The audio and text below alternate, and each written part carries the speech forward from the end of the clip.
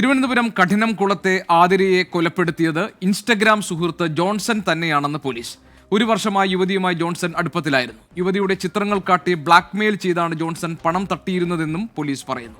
അജീഷ് ജയകുമാർ തിരുവനന്തപുരത്ത് വിവരങ്ങൾ നൽകാറുണ്ട്. അജീഷ്, ഈ കഠിനംകുളത്ത് ആതിരയുടെ കൊലപാതകത്തിൽ പോലീസിന് വ്യക്തമായ ഒരു നിഗമനത്തിലെത്താൻ കഴിഞ്ഞിട്ടുണ്ടോ? ജോൺസൺ ഇത് കൊല ചെയ്യാനിടയായ സാഹചര്യം എന്താണെന്നാണ് പോലീസ് പറയുന്നത്?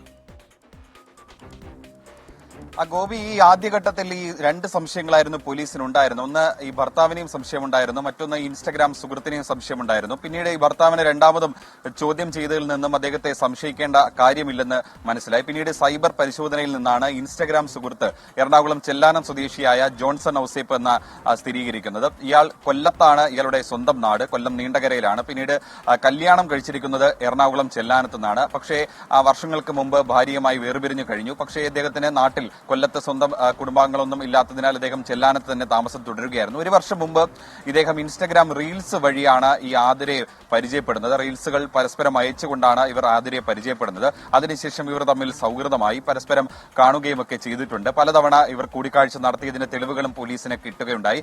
അപ്പോൾ എടുത്ത സ്വകാര്യ നിമിഷങ്ങളിൽ എടുത്ത ചിത്രങ്ങൾ ജോൺസന്റെ മൊബൈൽ ഫോണിൽ ഉണ്ടായിരുന്നു. ഈ ദൃശ്യങ്ങൾ കാണിച്ചാണ് ആതിരയെ പലതവണ ഭീഷണിപ്പെടുത്തി പണം വാങ്ങിയതെന്ന് പറയുന്നു. അങ്ങനെ 1 ലക്ഷം രൂപ ആതിരയിൽ നിന്നും ഇയാൾ കൈക്കലാക്കി എന്ന് പറയുന്നു. ഈ കൊലപാതകത്തിന് 3 ദിവസം മുൻപ് ആതിരയുടെ കഠിനംകുളത്തെ വീട്ടിലെത്തി ഇയാൾ 2500 രൂപ വാങ്ങിയിരുന്നു.